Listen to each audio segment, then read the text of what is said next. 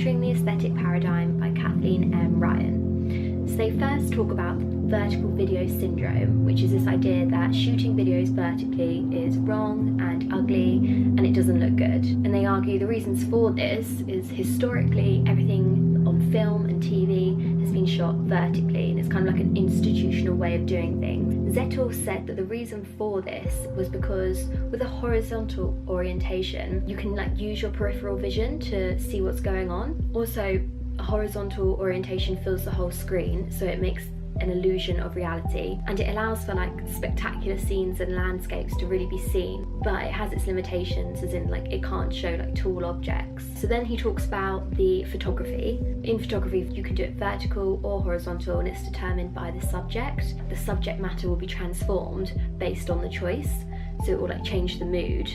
A photograph is not meant to be immersive the same as a film is. It's just meant to be this object that you look at. So the article then goes on to talk about applied media aesthetics. This is an idea that art and life are mutually dependent and interconnected, and there are 5 fundamental image elements that connect art and life, and these are light and colour, 2-dimensional space, so the area, 3-dimensional space, as in the depth of field, time and motion, and sound.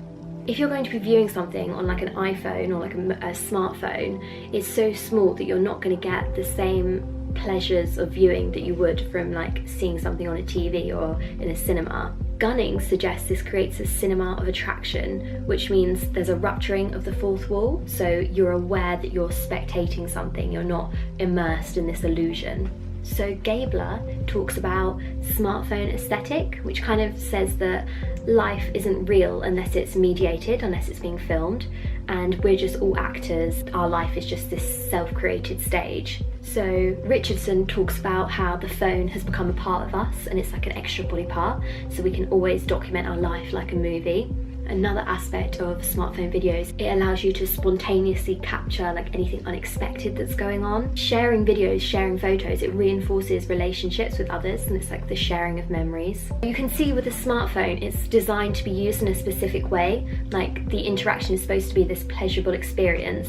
This is what Manovich said. You can think when you hold a smartphone, you're holding it in one hand, and you can play it and you can view it back, and it's really easy, and it takes up the whole screen, and that's more pleasurable than if you were to use 2 hands and hold it this way. Vertical video syndrome kind of started with YouTube, because YouTube hasn't really integrated with the new technology of smartphones. It's very much all horizontal orientation, and if you have got a vertical video, it's got the black pillars either side. It makes it really small, so it's difficult to see. So there's a conflict with the smartphone design and user practice, despite the fact that YouTube has integrated itself into the technology because it has a smartphone app. So the conclusion of the article basically says that people aren't videoing things vertically because they're too lazy to turn the camera 90 degrees, or because they have a disregard for horizontal traditions. Users just make vertical images because that's the way the technology is designed and that's how it feels right, and in doing so they're changing the aesthetics of moving image.